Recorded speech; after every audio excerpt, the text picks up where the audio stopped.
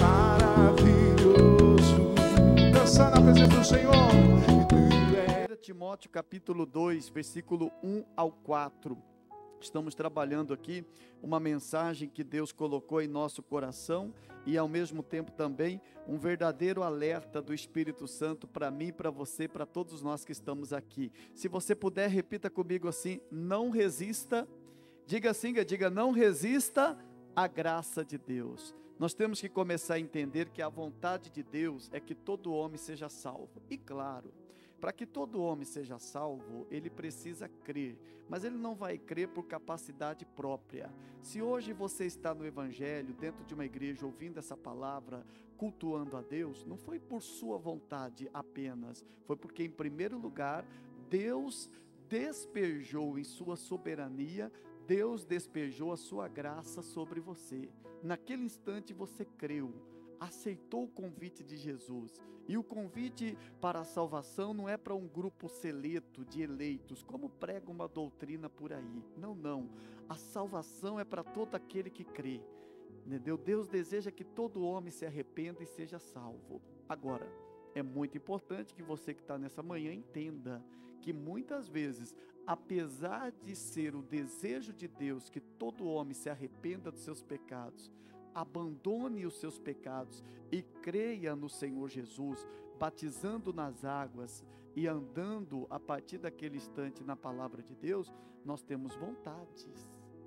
Posso aceitar como posso recusar. Posso ser resistente ao convite de Deus, como posso muitas vezes falar: eis-me aqui, Senhor, cumpra-se em mim a sua palavra. Quando o anjo visitou Maria, que gerou Jesus, Maria foi visitada pelo anjo e o anjo alertou Maria, disse a Maria: olha, você foi escolhida para gerar o Filho do Deus eterno. E Maria, depois que teve uma conversa com o anjo, disse uma palavra: cumpra-se em mim a tua vontade. Ela tinha uma escolha.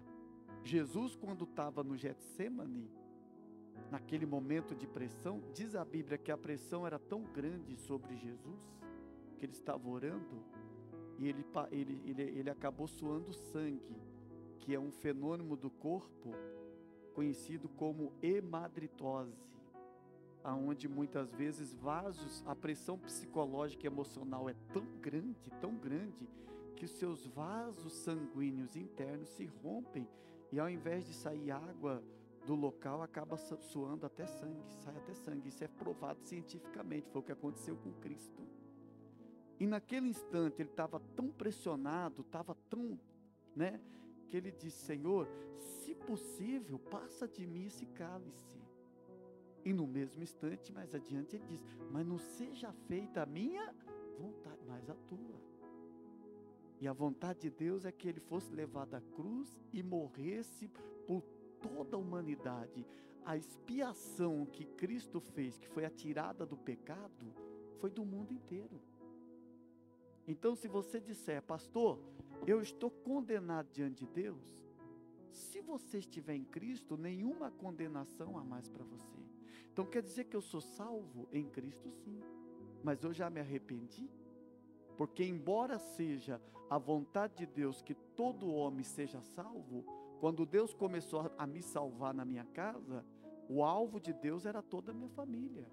Existe uma palavra que diz, repete com o pastor: crê no Senhor Jesus, diga aí, crê no Senhor Jesus, e será salvo tu e tua casa.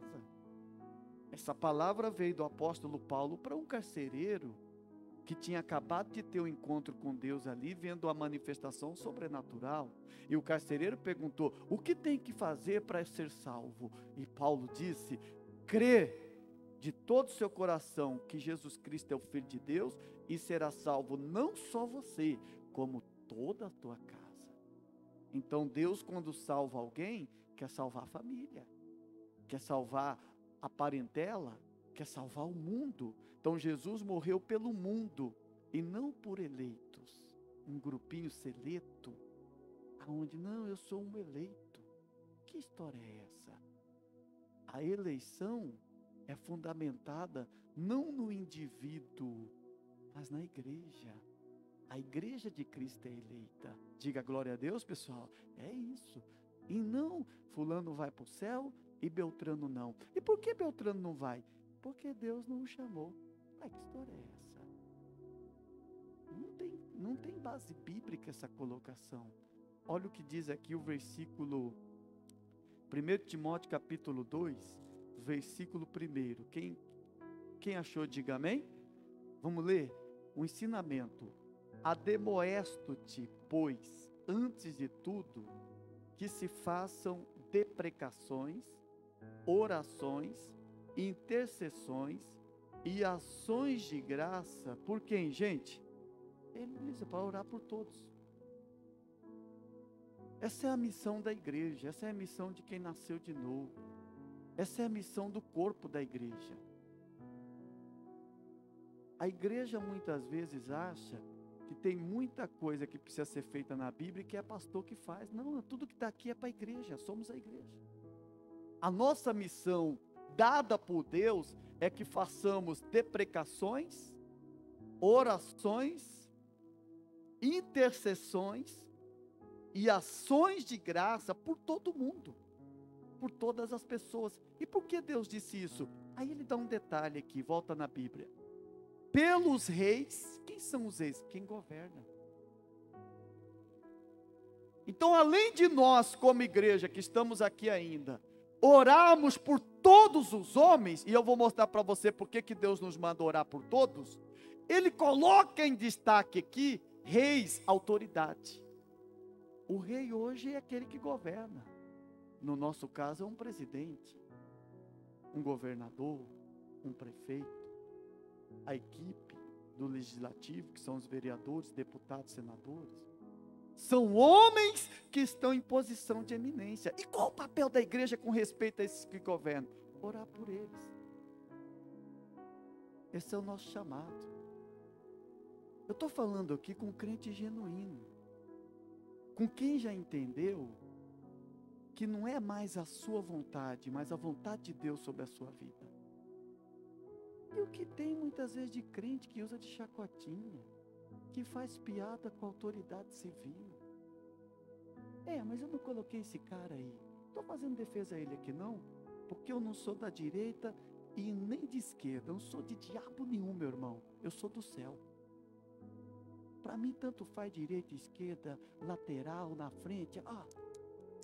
Estou um pouco me lixando para essa desgraça. Eu sou do céu. O que eu estou pregando aqui é um evangelho imparcial. E aquele que é de Deus, ele ora por aqueles que estão numa posição de eminência. Se é vermelho, se é azul, seja lá a desgraça que for, nosso papel como igreja é orar por aqueles que têm autoridade. Não fazendo piadinha, fazemos chacota. Entramos numa guerrinha sem fim. Isso é igreja? Não é? Nunca foi.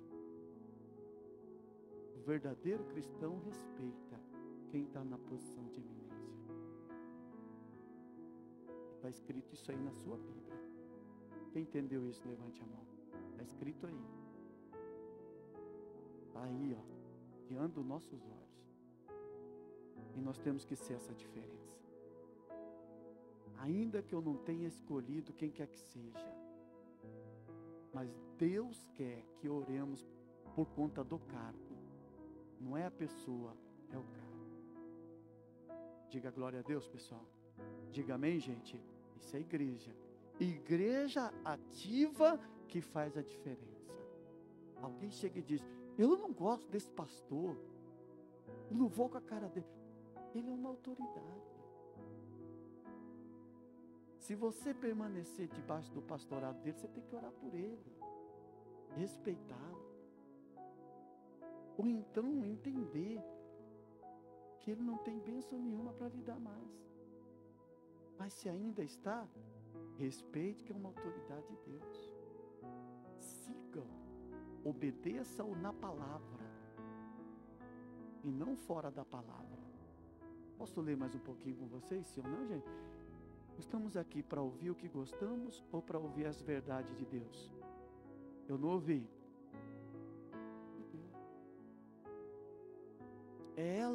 É a ela que nós temos que nos ajustar. O Evangelho não se adequa a nós, é o contrário. É nós que temos que nos adequar ao Evangelho. E nós vamos mudando. Meu irmão, se você entrar pela linha de pensamento de enquadrar o Evangelho a você, você vai para o inferno. Mas se você entender que é você, sua vida, seu intelecto, seu raciocínio, seu eu, seu ego, que precisa se enquadrar às palavras de Jesus, pode ter certeza que o seu nome está na salvação. Ele veio para nos mudar. E nós chegamos todo torto, esfarrapado, emperebado, todo perdido. Vamos ouvindo o Evangelho e a palavra de Deus vai nos limpando. Posso ouvir um glória a Deus aqui? É isso. O nervoso vai ficando manso. O bandido vai se tornando honesto. O safado e mulherengo e adúltero vai se tornando fiel. E é isso. O camarada vai mudando. A palavra de Deus tem um efeito transformador. E é isso que precisa acontecer. E eu estou sendo transformado em quê? Cada vez mais parecido com Jesus Cristo. Esse é o nosso alvo. Ser parecido com Cristo. Quem entendeu, diga amém, Jesus. Porque muita gente se foca na vida de Cristo só no Calvário. Só que ele viveu 3 anos aqui na terra, nos dando o exemplo de como andar e como viver. Ficou 3 anos aqui sendo um exemplo para nós. Está tudo registrado nos evangelhos, para que nós não só nos foquemos na sua morte e ressurreição, como também consideremos de perto como Jesus viveu, como ele agia, como ele se portava, como ele tratava as pessoas, como ele ajudava as pessoas. Então, 3 anos da vida de Cristo, ministerialmente falando, é para nos ficar de exemplo, de como também ser. Quem entendeu, diga amém, Jesus. Não, nós só olhamos para a morte e para a ressurreição, que é a esperança nossa do Evangelho. Mas a vida de Cristo precisa ser absolvida por nós. A vida de Cristo precisa ser um exemplo a ser praticado por nós. Volta aqui na palavra rapidinho. Eu gosto de falar que eu não prego, eu ensino. Estamos ensinando. Quem ensina, aprende. Pregação é importante, é necessária, mas o ensinamento te ensina. Já diz tudo. Olha o que diz aqui. Pelos reis e por todos os que estão aonde? Em eminência, em posição. Está na carta de Paulo. E aí ele diz, para quê? Por que eu tenho que orar pelas autoridades, pelos reis? Para que tenhamos uma vida o quê, gente? Quieta e sossegada. E é verdade. Olha aí, essa decisão tirou a paz da gente. E a gente ora por esse povo. A gente só está com as pedras na mão. Decisão que eles tomam lá pode tirar o nosso sossego e a nossa paz aqui. E o Senhor quer dizer que se nós orarmos por ele, pode ser diferente? A Bíblia diz que sim. Mas ele não ora, a gente está igual ao povo do mundo, descendo o pé, usando rede social para postar estrume, idiotice. Ao invés de nós sermos a luz do mundo, temos sido as trevas do mundo, igualzinho eles. Não podemos ser igual àqueles que não conhecem Jesus, temos que ser a diferença. Ter um discurso de paz, de sabedoria, uma palavra temperada com sal, diante de uma reunião de família. Aleluia. Quando a sua presença chegar, que a sua presença seja apreciada. Diga glória a Deus, pessoal. Isso. Que até a sua presença traga uma brisa suave junto ali para aquele lugar pesado. Nossa, eu me sinto tão bem perto de você. O que você tem? O que eu tenho? O que eu tenho, você pode ter. E o que você tem? Eu tenho alguém chamado Espírito Santo. É comigo aqui dentro. Ele é o meu guarda, é o meu Deus. Diga glória a Deus, pessoal. Isso aí é desejo de Deus para a igreja dele. Mas não, fazemos igual o ímpio. Ficamos azedos como eles. E olha o que diz aqui o versículo 3. Para que tenhamos uma vida quieta, versículo 2, e sossegada, em toda a piedade, e o que mais, gente? E honestidade. Aí termina no 4, onde eu queria chegar. Porque isto é bom e agradável diante de quem, pessoal? De Deus. Deus quer olhar para você e falar, não, fulano respeita. Eu não gosto, mas fulano respeita. Eu não concordo com tudo, mas respeita. Eu não concordo com você, posso até não concordar com você, mas eu tenho que te respeitar. Respeitar a sua ideia, a sua visão e tudo mais. Mas não concordo. Mas respeito. Não é porque eu não concordo que eu estou te desrespeitando. Deu para entender o que eu falei, sim ou não, pessoal? Não são as nossas discórdias que devem nos dividir. Mas nós temos que procurar ser empáticos e entender uns aos outros. E dar liberdade a quem quer que seja, de ter a sua linha de pensamento e raciocínio, poxa. Olha o que diz aqui o versículo 4. Versículo 3. Porque isso é bom e agradável diante de Deus, nosso Salvador. Aí o versículo 4. Que quer que todos os homens, o que, gente? E venham ao conhecimento da verdade. Então a vontade de Deus é que todo homem seja salvo. Vamos dar um glória a Deus bem forte? Ah, mas tem gente indo para o inferno. Mas não era a vontade de Deus que fosse. A vontade de Deus no tempo de Noé é que todos aqueles homens que estavam vivendo em pecado e em devassidão ouvissem a pregação de Noé e entrassem na arca. Mas não ouviram, não creram. E quando acordaram, a arca já estava de porta fechada e a chuva já estava caindo. Assim vai ser no dia do juízo. Não creem, não ouvem o convite ao evangelho, resistem à pregação. Quando derem por si, já é tarde e Jesus já voltou, a igreja já foi arrebatada. Cadê minha mulher? Já foi, infeliz. Já foi. Diga glória a Deus, pessoal. Cadê não sei? Já foi. Cadê fulano? É o arrebatamento da igreja. Eu fiquei. Ai, Deus não me escolheu. Não, você não quis, você resistiu à salvação. Resistiu à oferta que Deus lhe fez para ser salvo. Como o jovem rico que Jesus disse, quer ter um tesouro no céu? Quero. Vende tudo que tem, Deus pobre, vem me segue. Você vai ser salvo. Mas ele resistiu à oferta que Jesus fez para ele. E aonde o senhor quer chegar?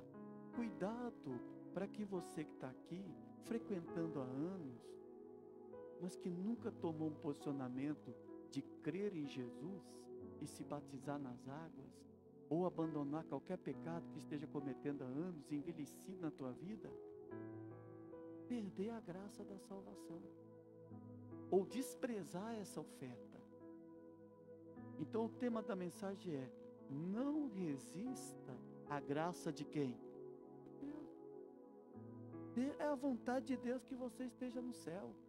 É a vontade de Deus que te ter lá. A salvação em Jesus não veio para um grupinho seleto de eleitos ou de predestinados. A salvação veio para todo aquele que crê. Se eu crer e for batizado, serei? Porque quem crê, o crer te leva ao batismo. E quem crê é salvo. Porque o crer te leva ao batismo. E o crer te leva à obediência. O crer te põe debaixo do senhorio de Jesus. Um crer de boca para fora. Eu creio, mas nunca obedeço o evangelho. Nunca me rendo à vontade de Deus. Crer nada. O crer de Moisés o levou a recusar o Egito e viver na dispensação do Senhor. O verdadeiro crer no nosso coração nos leva a tomar um posicionamento sério com respeito a esse mundo, ao pecado, às nossas vontades, nossos egos, e nos coloca na vontade de quem, pessoal? Vamos crescendo tanto espiritualmente, que daqui a pouco estamos começando a falar como Paulo: não eu vivo mais, mas Cristo vive em mim. Aleluia. Esse é o nível e o alvo que nós estamos chegando. Diga glória a Deus, pessoal. Tu és maravilhoso. Dançar na presença do Senhor.